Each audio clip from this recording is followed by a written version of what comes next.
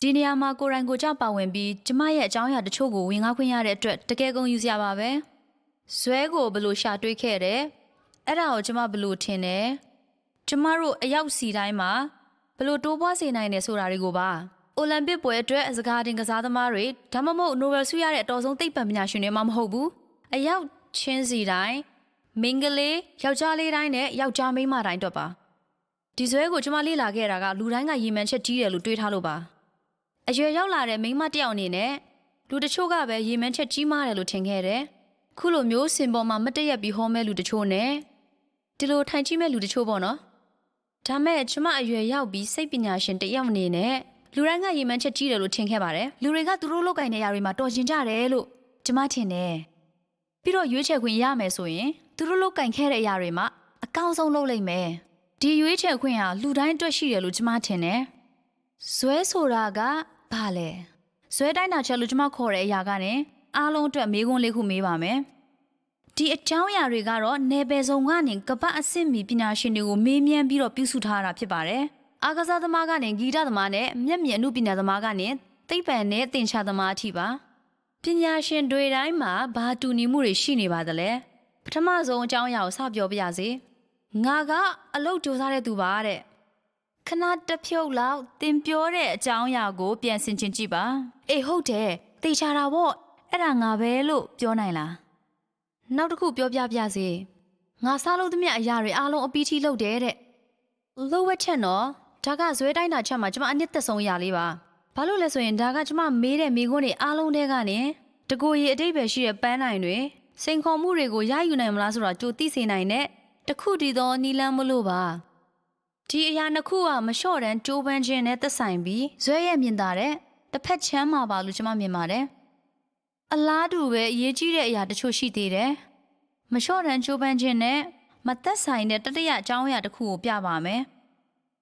ကျမကလားနဲ့ချီကြအောင်အလုပ်တစ်ခုလုပ်ပြီးဆိုရင်အဲ့ဒီအပေါ်မှာပြီးအောင်အာယုံစိုက်တဲ့နေရာမှာအခက်အခဲရှိတတ်ပါတယ်ဒါမှမဟုတ်တစ်နှစ်ပြီးတစ်နှစ်ကျမစိတ်ဝင်စားတဲ့အရာတွေကပြောင်းသွားတာပေါ့ဒါတွေကပြောင်းပြန်စကားဝက်ရေးထားတဲ့သဘောပါဆိုတော့အခုပြောသွားတာကိုကြားပြီးမိတ်ဆွေကကောင်းပြီအဲ့ဒါကငါဖြစ်နေရတဲ့အားလုံးမတူဘူးလို့ထင်ရင်ဇွဲတိုင်းတာချက်မှာအမှတ်ပို့ပေးရမှာပါဒီအရာတွေကတော့မလျှော့တန်းကြိုးပမ်းခြင်းအစစ်မရောက်ပဲစိတ်သက်သန်မှုဖြစ်နေတာပါကျမအနေနဲ့နယ်ပယ်ဆုံးမှာအောင်မြင်မှုကြီးစားတွေအကြောင်းကိုလေ့လာခဲ့တော့ရှာတွေ့ခဲ့တာကတော့ဒီလူတွေကအလုပ်စူးစမ်းရုံတင်မကပဲခက်ခဲကြုံတဲ့အခါမှာရှုံးမပေးတဲ့အပြင်တဦးချင်းစီတိုင်းကကိုလုပ်ရမယ့်အရာတွေကိုသဘောကျတဲ့သူတွေဖြစ်နေကြတယ်သူတို့ကတင်ဒီနေ့တွေ့ကြုံခဲ့ရတဲ့စိတ်အားထက်သန်မှုမျိုးနဲ့ပဲသဘောကျနေကြတာပါသူတို့ကိုယ်တိုင်ကသဘောကျနေတော့ဘယ်တော့မှမငင်းငွေ့သွားတာမျိုးဒါအပြင်ပိုနဲ့ရှိုင်းတဲ့ရည်မှန်းချက်ကိုဖြည့်ဆည်းပေးတယ်အထက်ကစီခိုင်းခြင်းကိုပေါ့ဒီမှာဇီယာပြထားပါတယ်ဇွဲရမှတ်နဲ့တက်တန်းမှာညာဘက်ကိုကြည့်မယ်ဆိုရင်တော့တက်တန်းတိုးသွားမှာဖြစ်ပြီးတော့2000ခုနှစ်ဖွားတွေကဘယ်ဘက်ထောက်မှာဖြစ်ပါတယ်သူတို့တွေကတော့ကျမရဲ့လေးလာချက်အရဆရာတက်တန်းမှုနဲ့စူးစမ်းအထောက်မှုညော့နေနေတဲ့သူတွေပါဒီအရာတွေဟာမှန်တယ်ဆိုတာကို2000ခုနှစ်ဖွားတွေထက်ကြီးတဲ့သူတွေအနေနဲ့ရှာတွေ့ဖို့ရန်အတွက်မခဲရင်ပါဘူးဒါပေမဲ့ပေါ့လေဒီအချက်လက်တွေအတွက်ရှင်းပြချက်နှစ်ခုရှိပါတယ်ပထမတစ်ခုကတော့မြင်သာတဲ့ຢာတွေပါအဲ့ဒါကလူမှုရေးမီဒီယာနဲ့ကြီးပြင်းလာတဲ့2000ခုနှစ်ဖွားတွေပြီးတော့အရန်ဆက်တဲ့ Cheetos မုံနဲ့ကျမကြီးပြင်းလာခဲ့တော့လုံးဝမရှိခဲ့တဲ့ယဉ်ကျေးမှုဆိုင်ရာလွမ်းမိုးမှုတွေကြောင့်ရဲ့ဒါမှမဟုတ်ပြိသက်ထဲကအသက်20ထက်ကြီးပြီး30အစောပိုင်းဝင်တဲ့လူတချို့ရဲ့ပေါ့ဆိုတော့ဒါဟာမှန်နိုင်ခြေရှိပါတယ်အကယ်၍သင်ဟာမတူညီတဲ့ခေတ်မှာကြီးပြင်းခဲ့တယ်ဆိုရင်ရေရှည်စိတ်ထက်သန်မှုနဲ့မလျှော့တန်းကြိုးပမ်းမှုအတွက်လုံနိုင်စွမ်းပိုရှိမှာပါနောက်ဒုတိယရှင်းပြချက်ကတော့စိတ်ပညာရှင်တွေခေါ်ဆိုလေးရှိကြတဲ့ယဉ်ကျေးမှုနိယာမပါအဲ့မှာဘာပြောလဲဆိုတော့အသက်နဲ့အတွေ့အကြုံကြောင့်ဇွဲဆိုတဲ့အရေးအသွေးဇွဲလို့ခေါ်ဆိုတဲ့ပင်ကိုစရိုက်အင်အားပိုကောင်းလာခြင်းဖြစ်ပါတယ်ဒီဇယားမှာဘယ်ရှင်းပြချက်နဲ့ကိုက်ညီမလဲဆိုတာကိုတော့ကျွန်မမပြောတတ်ပေမဲ့တစ်ဖက်ကနေပြောထားတာကတော့ဇွဲဆိုတာပြောင်းလဲနိုင်တယ်ဆိုတာပါယဉ်ကျေးမှုကြောင့်ပဲဖြစ်နိုင်သလိုအတွေ့အကြုံနဲ့သင်ယူခဲ့ရလို့လည်းဖြစ်နိုင်တယ်တဲ့ဒီဟာကကျမတို့ဇွဲကွာပြီးအခုတောင်စတင်နိုင်ပါတယ်ကျမအရန်သဘောကျနှစ်သက်တဲ့စိတ်ပညာရှင်ကစိတ်ပညာကျောင်းစင်းတော့မဟုတ်ပါဘူး သူကတရုတ်ဆောင်ဖြစ်တယ်လို့ဂီတပညာရှင်လည်းဖြစ်ပြီးသူ့နာမည်ကတော့ Will Smith ပါဘာလို့သူက Angela Duckworth ရဲ့နှစ်သက်တဲ့စိတ်ပညာရှင်ဖြစ်တာလဲသူ့ရဲ့အစောပိုင်းကာလတုန်းကအင်တာဗျူးတစ်ခုမှဖြေထားတယ်လေဒါမဲ့အဲ့ချိန်ကလေးကသူကနိုင်ငံတကာမှာအောင်မြင်ကြော်ကြားနေသူတဦးဖြစ်ပြီးအဲ့မှာသူဘာလို့အောင်မြင်လဲဆိုတာကိုပြောပြထားပါတယ်ကျွန်တော်နဲ့ပတ်သက်လို့တီတာထူးခြားနေတဲ့အရာတစ်ခုတည်းကကျွန်တော်ပြေးဆက်ပေါ်မှာတည်တော်မှာမကြောက်ဘူးဗျဟုတ်တယ်ကျွန်တော်ပြေးမှာ ခင်ဗျားလုံးမပြီးဘူးလား ကျွန်တော်အလုပ်ပြီးမှာမဟုတ်ဘူးဗျလုံးဝပဲ ခဲလားအေးပါ ခင်ဗျားကကျွန်တော်ထက်ပါရမီပါရင်ပါမယ်ညံကောင်းချင်လဲကောင်းနိုင်မယ်ပို့ဆွဲဆောင်မှုရှိရင်လည်းရှိနိုင်မယ်ဒါတွေအားလုံးရှိရင်ရှိမယ်ကိုမျိုးကိုစားလောက်တာရင်လည်းတာနိုင်မယ်ဒါပေမဲ့ပြေးဆက်ပေါ်ကိုကျွန်တော်တို့ရောက်ရင်တော့ဟုတ်ပြီလားနှစ်ခုပဲရှိတယ်ခင်ဗျားအရင်စင်းမဟုတ်ရင်ကျွန်တော်သိရင်သိဒီလောက်အထီကိုရိုးရှင်းတာပါဗျ Will Smith ကပါရမီနဲ့စ조사အထောက်မှုကြားအရန်ခိုင်မာတဲ့ထင်ရှားမှုကိုပြသခဲ့တာပါသူကပထမဆုံးပြောခဲ့သူတော့မဟုတ်ပါဘူးကြီးပွားအောင်မြင်သူတွေကိုပထမဆုံးလေ့လာခဲ့တဲ့သူကတော့ Sir Francis Galton ဖြစ်ပြီး1869မှာနယ်ပယ်စုံအတွင်းလေ့လာခဲ့သမျှကိုအချင်းချုပ်ရေးခဲ့တယ်သူကစစ်မှန်တဲ့ကြော်ကြားသူတွေမှာအလုတ်စ조사မှုနဲ့လှုပ်ချင်စောတို့ပေါင်းဆက်ဖွဲ့စည်းထားတဲ့စွမ်းရည်တက်တီရှိတယ်လို့ပြောပါတယ်ကျမခေါ်ချင်တာကတော့စိတ်ထက်သန်မှုနဲ့မလျှော့တန်ကြိုးပမ်းမှုပါ1869က Sir Francis Galton ကိုမိတ်ဆွေတို့ကြားဘူးချင်မှာကြားဘူးမှာဖြစ်ပေမဲ့သူ့ရဲ့နည်းနည်းပိုလူသိများတဲ့ဝမ်းကွဲညီကိုတယောက်ကိုတော့သိမှာပါ Charles Darwin ပါသူကကမ္ဘာအဆင့်မီသိပ္ပံပညာရှင်ဖြစ်ပြီး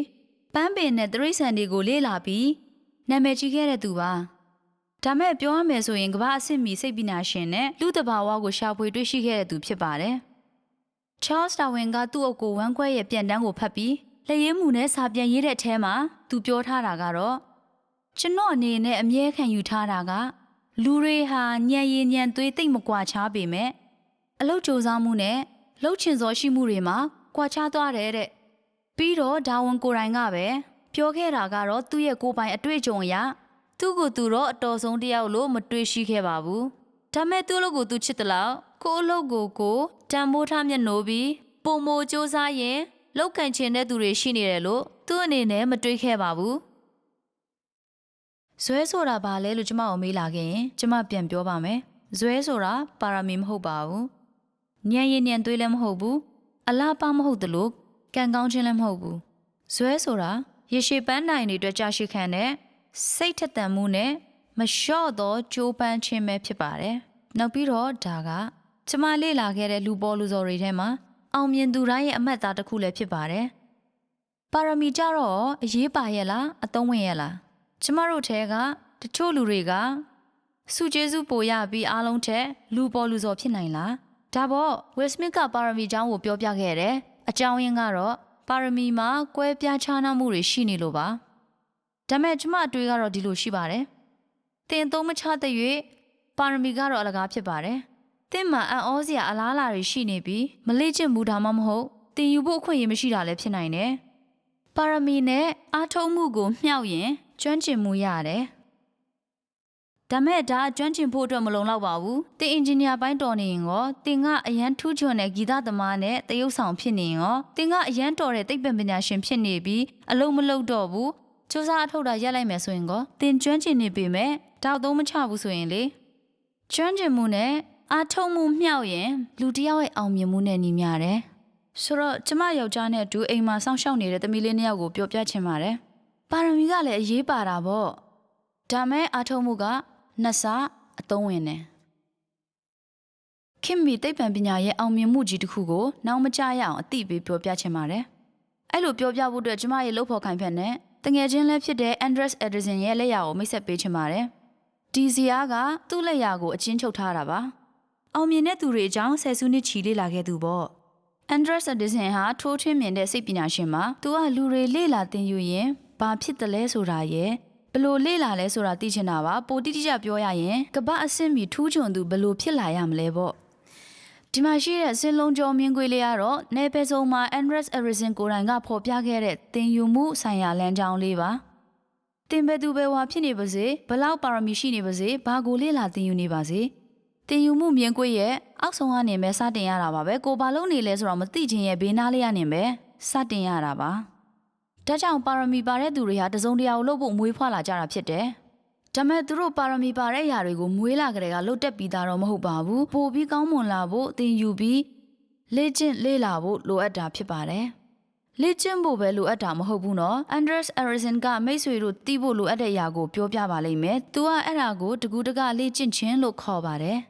်သင်ကိုပို့ပြီးတော်လာစေတဲ့အထူးလေ့ကျင့်ခြင်းဖြစ်ပြီးတော့သင်သုံးနိုင်တဲ့အချိန်ထက်ပိုလျင်မြန်လာစေတယ်ပြီးတော့ဒီမြင်ကွေးလေးမှာရှိနေစေမှာဖြစ်တယ်ဒီလိုထောင်ချီတဲ့နိုင်ပေါင်းများစွာလေ့လာသင်ယူပြီးမှသာလျှင်ကမ္ဘာအဆင့်မီထူးချွန်သူဖြစ်ဖို့အတွက်အခွင့်အရေးရှိလာမှာဖြစ်တယ်သင်ဘဝကိုနေထိုင်နည်းနောက်နှမျိုးရှိပြီ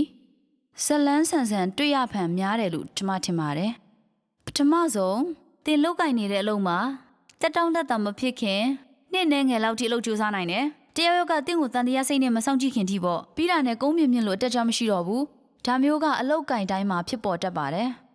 အချိန်3-4-5နှစ်ကြာတဲ့အခါမှာတကယ်အလုပ်စားလုပ်တဲ့သူတွေကကျွမ်းကျင်ကြတယ်တော်လာကြပြီးဆက်မတိုးတတ်တော့ဘူးသင်ယူမှုရက်တန့်သွားတယ်ငါပိုကောင်းအောင်လုပ်နိုင်တာပါရှိလဲဆိုပြီးမိမိစမ်းစစ်လောက်ကင်မှုမရှိကြတော့ဘူးကျမကတော့ဒီအခြေအနေကိုတိုးတက်ခြင်းရနာသောကုန်းပြင်းမြင့်လို့ခေါ်ပြီးလူအများဒါမှမဟုတ်ကျမတို့လူအများစုရဲ့အခြေအနေကိုပြသထားတယ်လို့ထင်ပါတယ်နောက်ဆုံးအနေနဲ့သင်ဘဝကိုရှင်သန်နေထိုင်ဖို့ဒါမှမဟုတ်ကျွမ်းကျင်မှုကိုချင်းကပ်ဖို့ကနှုတ်ထွက်လိုက်ဖို့ဖြစ်ပါတယ်ကောလိပ်စတက်ပြီးမပြီးခင်နှုတ်ထွက်တာအလုပ်တစ်ခုစတင်တာဒါမှမဟုတ်ခေါ်ချင်းခံရတဲ့လမ်းကိုစလျှောက်ပြီးနှုတ်ထွက်တာမျိုးလူရောက်ချင်းစီတိုင်းမှာတနေရာနဲ့တနေရာနှုတ်ထွက်ခဲ့ပူပါတယ်ကျမရောပဲစံတရားတင်တန်းကနေနှုတ်ထွက်ခဲ့တယ်ပြင်သစ်ဘာသာစကားတင်တန်းရောပဲဒီမှာဆိုလိုချင်တာကတော့မင်္ဂလေးငယ်အနေနဲ့ဒီယာတွေလေ့ကျင့်နေခဲ့ပြီးရက်ဆိုင်ခဲ့တယ်ပြီးတော့ကျမရဲ့ပြင်သစ်စကားနဲ့စံတရားဆွမ်းရာဘာဖြစ်မယ်ထင်လဲလုံးဝမပြောတတ်မတီးတတ်တော့ဘူးအကြောင်းရင်းကလူသားအလုံးလိုပဲကျမဆက်မလေ့ကျင့်တော့တဲ့စွမ်းရည်တွေကိုကျမမရယူနိုင်တော့တာပဲဖြစ်တယ်တစုံတစ်ခုကိုတင်ဆက်ပြီးမလုပ်နေဘူးဆိုရင်သင်အလုပ်စူးစမ်းပြီးရခဲ့တဲ့စွမ်းရည်တွေကိုဆုံးရှုံးရမယ်တကယ်အဖြစ်မှနေရလိမ့်မယ်ဆိုတော့ဒီမှာဖြစ်နိုင်ခြေ3ခုရှိပြီး3ခုလုံးကိုရှင်းပြထားပါတယ်ဒါမှသာလျှင်ကိုနေချင်တဲ့ဘဝကိုရွေးချယ်လို့ရမှာပါကျမအနေနဲ့အနီရောင်မြင်းကွေးရနဲ့ကမ္ဘာအဆင့်မီကျွမ်းကျင်သူတွေဖြစ်လာဖို့ပထမပြောချင်ပါတယ်အန်ဒါအရက်ဆင်ပြောတဲ့တကူတကလေ့ကျင့်ခြင်းဆိုတာဘယ်လိုအမျိုးအစားကိုပြောပြတာဖြစ်မလဲကျွမ်းကျင်သူတွေအချိန်ဖြုံးတဲ့နည်းနဲ့ကျမတို့အားလုံးအချိန်ဖြုံးတဲ့ပုံခွဲခြားစေတာပါဒါအားလုံးပန်းနိုင်ထားခြင်းကစတာဖြစ်ပါတယ်ကမ္ဘာအဆင့်မီကျွမ်းကျင်သူတွေကနေ့တိုင်းအလုပ်ကိုလာတဲ့အခါသူတို့လှုပ်တာဘာလဲဆိုတာသေချာသိပြီးလာကြတာပါသူတို့ကိုယ်တိုင်လှုပ်ပူးခဲ့တာထက်ပိုကောင်းစေမယ်သိငယ်တဲ့အရာတစ်ခုကဘာလဲဆိုတာကိုသူတို့သိကြပါတယ်အဲ့နောက်မှာအာယုံအပြည့်စရင်နဲ့အားထုတ်ပြီးအဲ့တိုင်းကိုတိတိကျကျလှုပ်ဖို့ကြိုးစားအားထုတ်ကြတယ်ရံပန်ရံခါမှာနီးပြဒါမှမဟုတ်ဆရာတွေပို့အတွေ့အကြုံရှိတဲ့လှုပ်ဖို့ကင်ပဲရဲ့အထောက်အကူကိုယူပြီးတော့ပေါ့သူတို့မှရှိသမျှအာယုံတွေနဲ့စူးစိုက်ပြီးဒီသိငယ်တဲ့အရာတစ်ခုကိုအရင်ကထက်ပို့ပြီးတော့ကောင်းမွန်လာအောင်လှုပ်ဆောင်ကြတယ်သူတို့ရဲ့နီးပြဆရာပိုအတွေ့အကြုံများတဲ့လှုပ်ဖို့ကင်ဖက်တွေအနေနဲ့လှုပ်ဆရာရှိတာလှုပ်မဲ့အရာကတင်ယူသူကိုသုံးသပ်ရမှာဖြစ်ပါတယ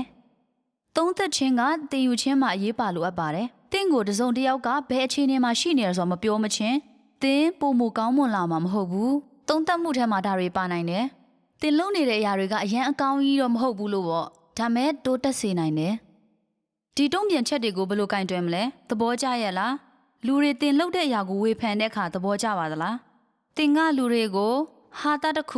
ပြောပြတဲ့အခါမှာသူတို့ကပြန်ပြီးမိဟာကရေးစရာမကောင်းဘူးလုံးဝမရေးရတာဆိုရင်လေဒါမှမဟုတ်လူတစ်ယောက်ကတင်ရေးထားတာတွေကိုဖတ်ပြီးတိဖြတ်တဲ့အခါတမျက်နှာလုံးအနီမက်တွေပြည့်နေပြီးတင့်အရေးသားတိုးတက်စေဖို့ကွဲပြားတာတွေလှုပ်ဆောင်နိုင်ဖို့လို့ပြောရင်တင်သဘောကျရဲ့လား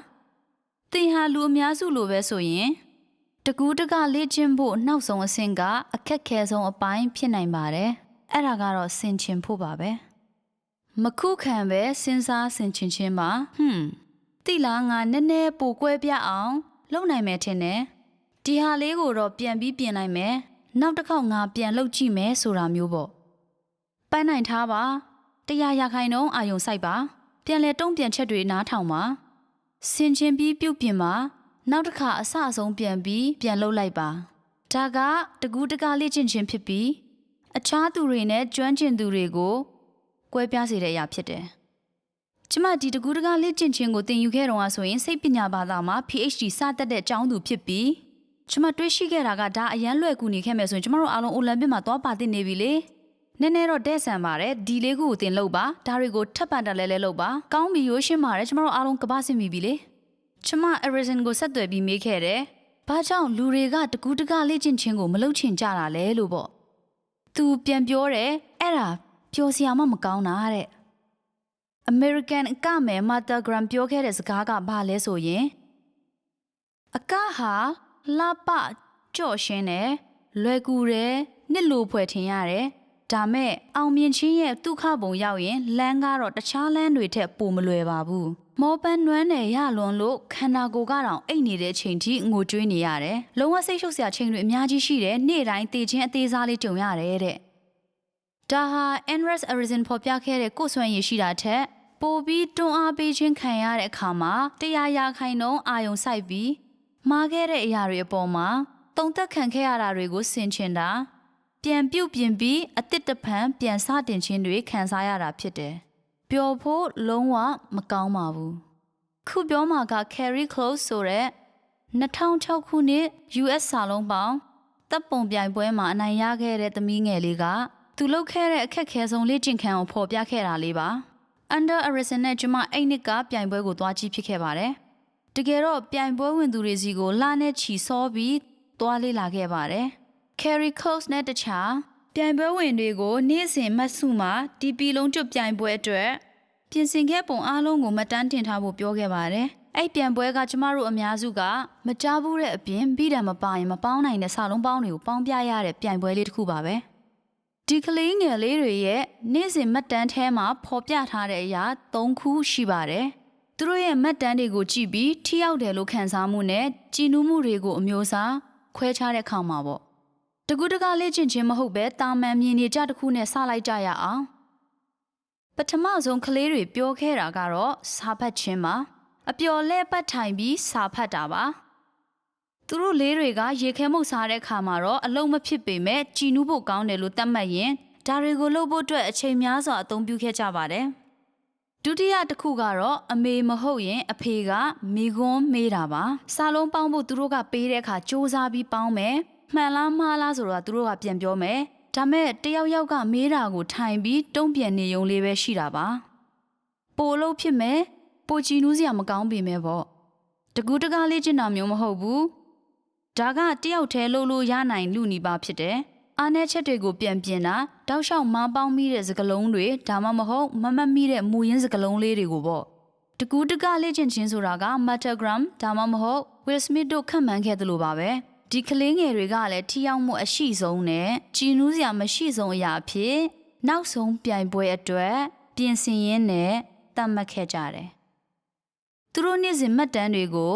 လိုက်စုဆောင်းပြီးတဲ့အခါမှာ Andreas နဲ့ကျမကစာပတ်ချိန်နဲ့မိခွန်းမေးခံရတဲ့ချိန်နောက်ဆုံးအတူတကွလေ့ကျင့်ချိန်ကိုထပ်တိုးခဲ့ကြပါတယ်။ကျမတို့မိခွန်းထုတ်ခဲ့ကြတယ်။ပြိုင်ပွဲမတိုင်ခင်အချက်လက်တွေနဲ့သူတို့ရဲ့ဇွဲရမှတ်လေးတွေကိုအားလုံးစုပြီးတော့ပေါ့ဘယ်အရာကဒီဟာတွေနဲ့ပတ်သက်ဆက်နွယ်မှုကိုအပိသက်စေတယ်လဲဆိုတာနောက်ဆုံးခွဲတန်းချတာပေါ့နော်တကယ်စာလုံးပေါင်းစွမ်းရည်ကိုလေ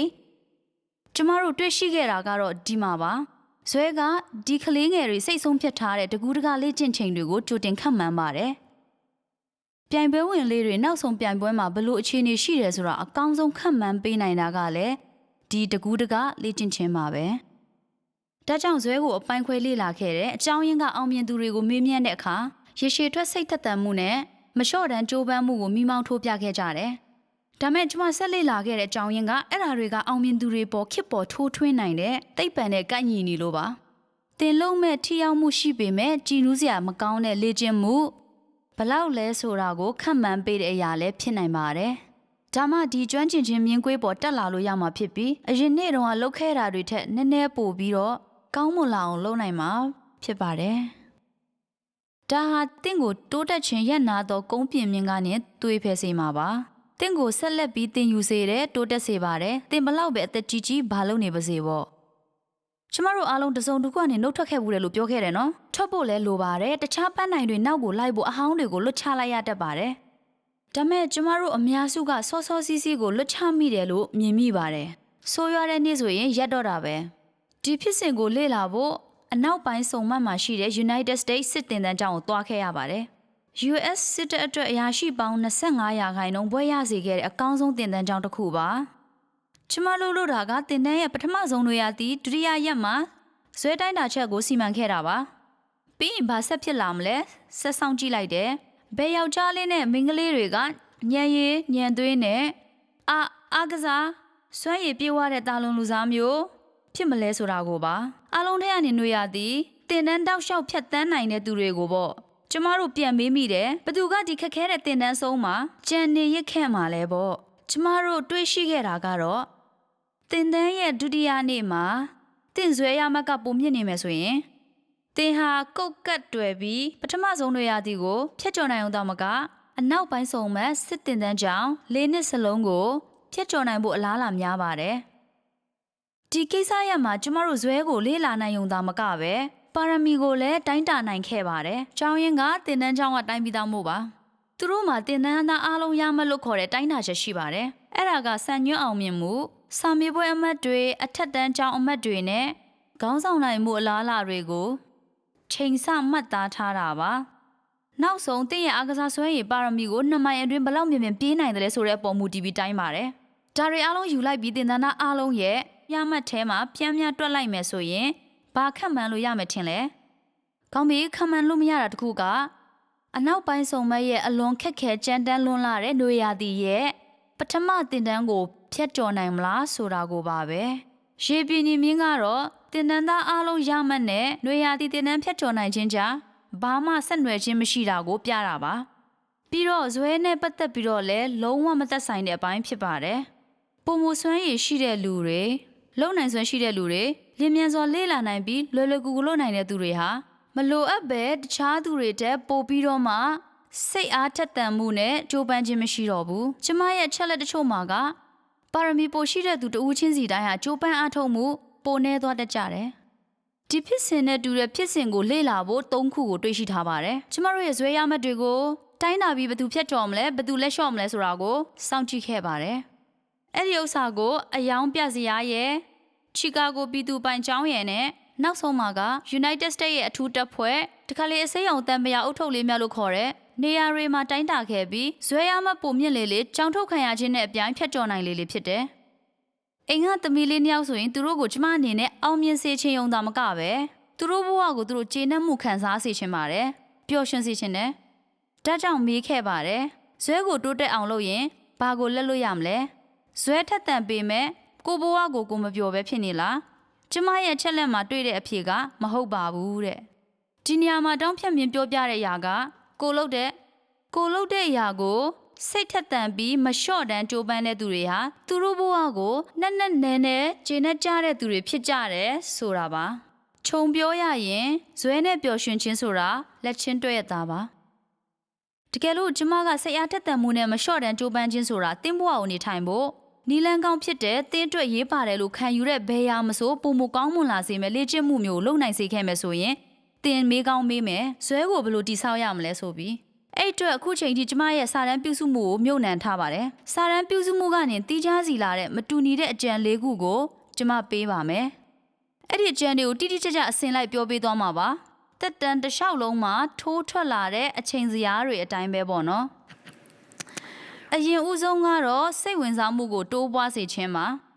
မာရီကျူရီလိုပါပဲကလေးတယောက်အနေနဲ့သင်ဟာအခြားအရာတွေထက်အချို့ခေါင်းစဉ်နဲ့လှုပ်ရှားမှုလေးတွေရဲ့ဆွဲဆောင်ခြင်းခံရမှု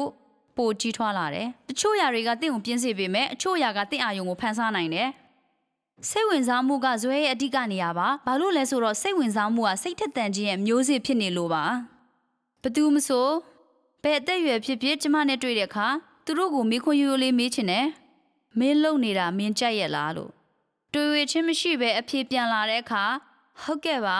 တကယ်ကြိုက်ပါတယ်ဆိုရင်သူတို့အလုပ်ကိုသူတို့ကိုယ်တိုင်မပြင်းတဲ့သူတွေသူတို့အလုပ်ကိုအမြဲတမ်းလေ့လာနေသူတွေအသက်တော်အရာကိုစူးစမ်းချင်သူတွေနဲ့စကားပြောနေတယ်ဆိုတာကိုသိလိုက်ရပါတယ်။ Leonardo da Vinci ရဲ့ပုံစံကကျမရဲ့အလုပ်ကိုပိုကောင်းစေနိုင်တယ်ဆိုတာမျိုးပေါ့။မနေ့ကမသိခဲ့ပဲနဲ့ဒီနေ့မှစူးစမ်းတွေးရှိလိုက်ရတာမျိုးလေစိတ်ဝင်စားမှုကအရင်ဖြစ်ပျက်ပြီးတော့မှစိတ်ထက်သန်မှုထွက်ပေါ်လာဖို့အတွက်ပထမဆုံးနဲ့အရေးပါဆုံးဖြစ်တယ်။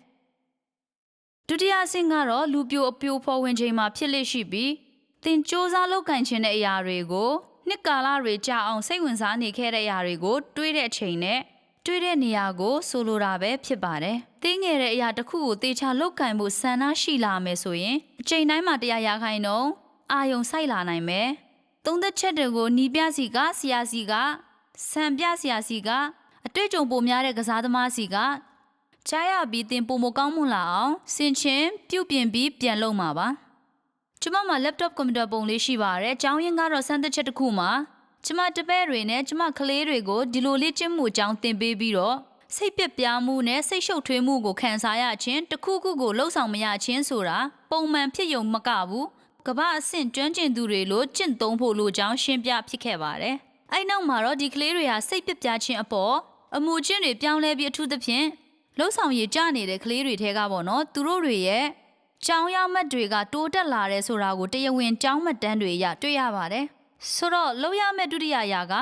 ငါတကူးတကပိုလေ့ကျင့်လို့ရလားဆိုတာပါ။တတိယကတော့ရည်မှန်းချက်ပါ။ကျွမ်းကျင်သူလိုဘယ်လိုလေ့ကျင့်မလဲဆိုတာသင်ယူဖို့သိရှိလာပြီးစိတ်ဝင်စားလာပြီးနောက်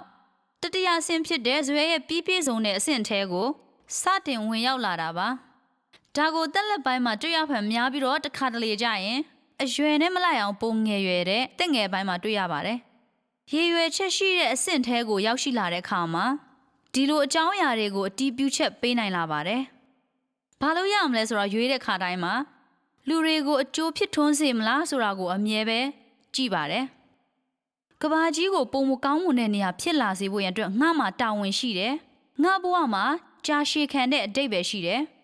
ဒီကဘာလုံးဆိုင်ရာနီလာခံပွဲကြီးမှာဟောပြောရမယ့်ခေါင်းစဉ်တစ်ခုရွေးရမယ်ဆိုရင်ရည်ရွယ်ချက်ဆိုပြီးရွေးမှာပါအဲ့ဒါကတော့အလုပ်စ조사အားထုတ်ခြင်းနဲ့ထူးချွန်ခြင်းပဲမဟုတ်ပါဘူးသင်မဟုတ်တဲ့အခြားလူတွေအတွက်ဝန်ဆောင်မှုပေးရတာလည်းဖြစ်ပါတယ်သင်ကိုယ်တိုင်ထက်ပိုကြီးမားတဲ့အရေးပါတဲ့အရာတစ်ခုရဲ့အစိတ်အပိုင်းတစ်ခုဖြစ်ခြင်းမှာဒီမှာမိမိထက်ကြော်လွန်နေတဲ့ရေမန်းချက်နဲ့ဇွဲဆိုတဲ့ခေါင်းစဉ်အောက်မှာရှိတဲ့အချက်လက်လေးတွေပါလက်တွဲတွင်တွဲသွားတဲ့အရာပါလူတွေပေါ်ဂတိစိတ်ပိုင်းဖြတ်ထားတာများလေသင်စိတ်ဝင်စားမှုနဲ့ပျော်ရွှင်မှုကိုကြော်လွန်သွားတဲ့အတိတ်ပဲကိုသင်အလုပ်မှာတွေ့ရှိမှဖြစ်ပြီးသင်ရဲ့စိတ်အားထက်သန်မှုနဲ့သင်ရဲ့ကြိုးပမ်းမှုတွေဟာပိုပြီးကြီးထွားလာမှာပါဒါကိုတော့ Aristotle ကပေကန်ချင်းတက်တာလို့ခေါ်ခဲ့ပြီးဘဝရဲ့ပျော်ရွှင်မှုတွေနဲ့နှိုင်းယှဉ်ပြီးပြောဆိုခဲ့ပါတယ်လစာများများနဲ့တက်တောင့်တက်တာနေရတဲ့အလုပ်ကိုရှာတာနေ့လယ်ချိန်မှာအလကားစားရတာတွေအားလိုက်ရခီးရှည်တွေအကျိုးကျေးဇူးများတဲ့ပုတ်ပြတ်ဝန်ဆောင်မှုတွေပေါ့ဒါတွေအားလုံးအရေးကြီးပါသလားအနေအထားတစ်ခုထိတော့အရေးပါပါတယ်ဒါမဲ့ရေပြင်းညီမင်းလေးကထပ်ပြောပါတယ်တင်ဘွားပျော်ရွှင်မှုရဲ့စိတ်ထက်သန်မှုနဲ့မလျှော့တန်စူးစမ်းအထောက်မှုကိုထိတွေ့မိတ်ဆက်ပေးဖို့ကိန်းကနန်းဆိုင်ရာဆက်နွယ်မှုတွေမလိုပါဘူးတဲ့တင်းရဲ့တကူရဲ့စင်းထဲမှာစရုပ်ထအနေနဲ့မှတ်ရမယ့်အရာတစ်ခုရှိပါသေးတယ်စိတ်ပါဝင်စားမှုအတူတကွလေ့ကျင့်မှုမိမိထက်ကြော်လွန်တဲ့ရည်မှန်းချက်နဲ့နောက်ဆုံးတစ်ခုကဘာဖြစ်မလဲရေမန်းချက်ဟာဇွဲရဲ့ပြည့်စုံမှားဖြစ်ဖို့နောက်ဆုံးအခြေအနေဖြစ်တယ်ဆိုရင်ဘာထက်ချန်သေးလဲနောက်ဆုံးသင်လိုအပ်တယ်လို့ကျမထင်တာကသင်အသက်ဘလောက်ကြီးဘလောက်တိုးတက်ခြင်းအနေထားပဲရောက်နေပါစေဒါကိုကျမရဲ့လုပ်ဖော်ကိုင်မိတ်ဆွေဖြစ်တဲ့ Carol Dweck Stanford တက္ကသိုလ်ရဲ့စိတ်ပညာရှင်တဦးဖြစ်တဲ့သူကကြီးထွားခြင်းစိတ်ထားတွေးခေါ်လို့ခေါ်တယ်ကြီးထွားခြင်းစိတ်အတွေးခေါ်ဆိုတာဘာလဲကြီးထွားခြင်းစိတ်ထားတွေးခေါ်ဆိုတာလူသဘောတဘာဝရဲ့ theory ဖြစ်ပြီးလူတယောက်ချင်းစီတိုင်းမှာလည်းလူသဘောတဘာဝရဲ့ theory ကိုစီရှိကြတယ်။တဦးချင်းစီကိုယ်တိုင်ကစိတ်လုံးထဲမှာလူတွေဟာအချိန်နဲ့အတွေ့အကြုံအလိုက်ပြောင်းလဲပြီးကြီးထွားတယ်ဆိုတာယုံသည်ဖြစ်စေမယုံသည်ဖြစ်စေပေါ့။ကြီးထွားဖို့လူစွမ်းရည်ကိုအခြေခံကြကြယုံတယ်ဆိုလို့ရှိရင်တင်းကို Carol ကကြီးထွားခြင်းစိတ်ထားအတွေးခေါ်ရှိတယ်လို့ပြောမှာပါ။တစ်ဖက်ကတင်ဒီလိုတွေးမယ်ဆိုရင်လူတွေဟာဒီတိုင်းပဲသူတို့ကိုပြောင်းလဲဖို့စူးစမ်းတာဟာအချိန်နဲ့ဝင်သက်ထွက်သက်တွေဖြုံးတိနေတာဆိုရင်တော့ Carol ကပြောမှာပါကံမကောင်းစွာပဲတင့်မှာပြောင်းလဲမရတဲ့စိတ်ထားအတွေးခေါ်တွေရှိတယ်ဆိုပြီးတော့ပေါ့တကယ်အရေးပါတာကတော့စိန်ခေါ်မှုနဲ့ကြရှုံးမှုရဲ့ဆိုလိုရင်းထဲမှာရှိပါတယ်အရာရာဆင်ပြေတဲ့ချိန်မှာ သူမရဲ့အချက်လက်နဲ့စိတ်ကတင်ပါစိတ်ထားရှိတယ်ဆိုတာကိုအရင်မကြည့်ဘူးလို့အကြံပေးပါလိမ့်မယ်ဒါမဲ့စိန်ခေါ်မှုကြုံတွေ့လာတဲ့အခါကျရင်ရောအခက်ခဲကြုံတဲ့အခါတင်အတွက်အခြေအနေမပေးတဲ့အခါမှာပြီးတော့တခါတရံတင်အမားဖြစ်နေမယ်ဆိုရင်ကောတင်မှာကြီးထွားခြင်းစိတ်အတွေးခေါ်ရှိရင်စိန်ခေါ်မှုတွေကိုရင်ဆိုင်မှာပါဘာလို့လဲဆိုရင်တင်အမားတွေကနေပြန်တင်ယူဖို့နဲ့ကြီးထွားဖို့စွမ်းရည်ကိုတင်ယုံကြည်လို့ပါတခြားတစ်ဖက်မှာတော့တင်မှာပြောင်းလဲမရတဲ့တွေးခေါ်ရှိရင်တူညီနေတဲ့စိန်ခေါ်မှုမျိုးကြုံရတဲ့အခါတင်တုံ့ပြန်ရမှာကအရှုံးပေးပြီးနောက်ဆုတ်ဖို့ပါအကြောင်းရင်းကတင်လူတွေကိုမပြောင်းလဲနိုင်လို့ပါကျမတို့တွဲဖက်လုပ်ကိုင်တဲ့အခါမှာကလေးတွေနဲ့လူငယ်တွေမှာရှိတဲ့ကြီးထွားခြင်းစိတ်တွေးခေါ်ကဇွဲကိုဟောကင်းထုတ်ပေးနိုင်တာတွေ့ရပါတယ်ဆိုတော့စိတ်ဝင်စားမှုကတကူးတကားလေးကျင့်ချင်းမိမိထက်ကြော်လွန်တဲ့ရေမှန်းချက်အဲ့ဒီအစဉ်တိုင်းပြီးတော့အသက်အရွယ်မရွေးလေ့လာသင်ယူပြီးကြီးထွားနိုင်မဲ့စိတ်ထားတွေးခေါ်ဖြစ်တယ်ကျမညီကုန်းမချုပ်ခင်မှာမြင်ကွင်းကျယ်စေဖို့နဲ့အနားမှာရှိတဲ့လူတွေရဲ့အရေးပါမှုအပေါ်တဦးချင်းဇွဲတီဆောက်ခြင်းထက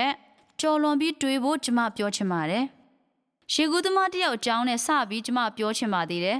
အရန်အောင်မြင်ပြီးအိုလံပစ်ထိပါဝင်ရတဲ့အပြင်ကောင်းကောင်းပြိုင်နိုင်ခဲ့ပါတယ်အသက်ကြီးလာလို့အနားယူပြီးနောက်အင်တာဗျူးခံရတဲ့အချိန်မှာတော့သူ့ရဲ့အတိတ်ကရှိခဲ့မှုတဲ့ဇလန်းရှေ့ကိုပြန်တွေးပြီးသူ့ရဲ့ငယ်ရွယ်စဉ်ကလေးဘဝအကြောင်းအဲ့ရေကူးသမားကပြောပြခဲ့ပါတယ်သူပြောတာက17နှစ်မှာကျွန်တော်အထုပ်ပိုးပြင်ဆင်နေတယ်ဘာကြောင့်လဲဆိုတော့ကျွန်တော်လုံးဝမလုပ်နိုင်တာအဲ့ချိန်မှာကျွန်တော်အဖေကအရန်အရေးကြီးတဲ့အရာတစ်ခုလုပ်ခဲ့ပါတယ်သူကပြောတယ်မင်းတကယ်လို့လက်လျှော့ချင်ရပါတယ်ဒါမဲ့ရှုံးတာတက်တက်နဲ့တော့မင်းကိုဒီတိုင်းလက်မလျှော့စေချင်ဘူးဆိုတော့မင်းကငါလေ့ကျင့်ခန်းတွေဇက်တိုက်လုပ်ခိုင်းပြီးရေကူးဖို့တွန်းအားပေးနေအောင်မှမင်းအသက်12နှစ်ရောက်လို့မင်းရွယ်တွေထဲမှာထိတ်ဆုံးရောက်နေရင်မင်းစပြီးအဆင်ပြေလာလိမ့်မယ်အဲ့ခါမင်းလက်လျှော့ချင်တယ်ဆိုရင်တော့ရပါပြီတဲ့အခုဒီအင်တာဗျူးကချီကာဂိုတက္ကသိုလ်မှာရှိတဲ့စိတ်ပညာရှင်တွေကမေးမြန်းခဲ့တာဖြစ်ပြီးဒီအငိမ့်စားရေကူးသမားကိုသူတို့ထပ်မေးမြန်းခဲ့တာကဝေါမင်းမိဘတွေကစိတ်မသက်သာစရာပဲနော်အတင်းကျပ်ရေကူးခိုင်းသေးတယ်မင်းရွေးချယ်ခဲ့တာတော့မဟုတ်တယ်လို့ပဲဆိုပြီးတော့ရေကူးသမားကမဟုတ်ဘူးမင်းနားမလဲဘူးကျွန်တော်တေချာမရှင်းပြခဲ့လို့တောင်းပန်ပါတယ်ကျွန်တော်မိဘတွေကကျွန်တော်ကိုရမ်းချစ်ခဲ့တာ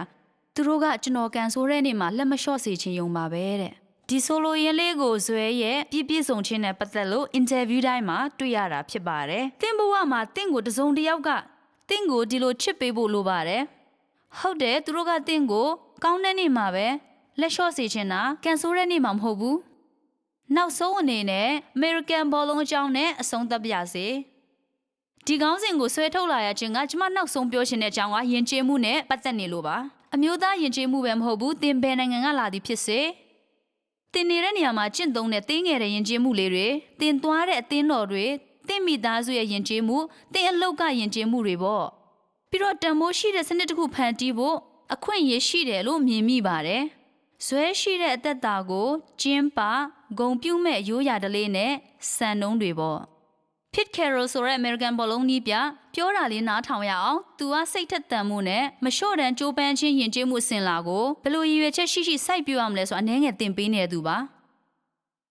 အခုလေးတင်မဲ့ခမရလူတယောက်ချင်းစီနဲ့ဘယ်လိုဆက်ဆံရမယ်ဆိုတာသင်ရင်ဖို့နဲ့လူကိုရှာတဲ့ပုံစံဒါမှမဟုတ်ကိုလိုချင်တဲ့ပုံစံရှာတဲ့အကြောင်းပြောသွားတယ်နော်ကျွန်တော်ကိုယ်တိုင် Niners အဖွဲ့မှာပါတော့ခမရလည်းရှိတာပေါ့နော် Niner အဖွဲ့ဝင်တယောက်ဖြစ်ရတာအဓိပ္ပာယ်ရှိတယ်ကစားသမားအနေနဲ့မဟုတ်ဘူးပေါ့နော်ခမရနဲ့ John Schneider ကကစားသမားရှာနေခဲ့တုန်းကပြောပါဦးဘယ်လိုတွေးခေါ်သုံးခဲ့လဲ Seahawks အဖွဲ့ဝင်တယောက်ဖြစ်ရတဲ့အဓိပ္ပာယ်ကဘာဖြစ်နိုင်မလဲခမရရှာနေတဲ့ကစားသမားကဘယ်လိုမျိုးလဲကျွန်တော်အားလုံးတော့မပြောပြဘူးเนาะဒါပေမဲ့လောက်ပါပြောပြပါဗျာကျွန်တော်ပြောပြမှာကတော့ကျွန်တော်တို့တကယ်တော်တဲ့ပြိုင်ပွဲဝင်တွေကိုရှာနေခဲ့တာကိုတော့ပြောပြမယ်အဲ့ဒီကပဲစကြတာပါအဲ့ဒီမှာတကယ်ဆိုရရှိတဲ့သူတွေရှိကြတယ်သူတို့မှာအမြဲအောင်မြင်မယ်ဆိုတော့စိတ်ထားရှိကြပါတယ်သူတို့မှာတက်တည်ပြစရာတွေရှိကြတယ်တန်မာကြပါတယ်အခက်ခဲတွေလောက်ကတော့သူတို့ကိုနောက်ပြန်မဆုတ်စေနိုင်ပါဘူးစိန်ခေါ်မှုအချက်တဲနဲ့အရာဝတ္ထုတွေကြောင့်လမ်းမလွဲသွားကြပါဘူးအဲ့ဒီစိတ်ထားကမင်းပခုံးပေါ်မှာ chips ပြားလေးရှိနေတယ်လို့မျိုးနားလည်နိုင်တယ်ပေါ့နော်ကျွန်တော်တို့မှာတက်တည်တစ်ခုခုပြစရာရှိတဲ့သူတွေအများကြီးရှိတယ်အဲ့ဒီအမှုချင်းတွေကိုကျွန်တော်တို့ကတော့ဇွဲအဖြစ်နဲ့ရင်ညွှန်းပြောဆိုပါတယ်အဲ့ဒါရှိရင်အများကြီးကြော်လွန်နိုင်မှာပါခင်ဗျားကိုအရင်ပြိုင်ဆိုင်တဲ့သူဖြစ်စေတယ်ဒါကတော့ကျွန်တော်အခြေခံလောက်ပဲပြောပြတာဖြစ်ပါတယ်ဆိုတော့ပါရမီကရေးပါတယ်လို့ကျွန်မထင်လားဟုတ်ကဲ့ထင်ပါတယ်အခွင့်အရေးနဲ့ကံတရားကကျမတို့ဖြစ်လာတဲ့အရာကိုဖြစ်စေတယ်လို့ကောထင်လားတေချာပေါက်ပါပဲဒါမဲ့ဒါတွေတခုမှသင်စရာလက္ခဏာမဟုတ်ပါဘူးဇွဲဆိုတာကိုယ်တိုင်တိဆောက်လို့ရတဲ့အရာဖြစ်ပြီးသူတစ်ပါးစီမှလည်း တိဆောက်လို့ရတယ်လို့ကျမယုံကြည်ပါတယ်ပြီးတော့ဒီယာကကျမတို့တဦးချင်းစီတိုင်းရဲ့ရည်မှန်းချက်တွေကိုဖွင့်ဟပေးတယ်လို့ယုံကြည်ပါတယ်ဒါမှသာကျမတို့လုံနိုင်တဲ့အရာတွေမှာထူးချွန်ပေါက်မြောက်ပြီးအောင်မြင်မှာပါအာယုံစိုက်ပေးတဲ့အတွက်အထူးကျေးဇူးတင်ပါတယ်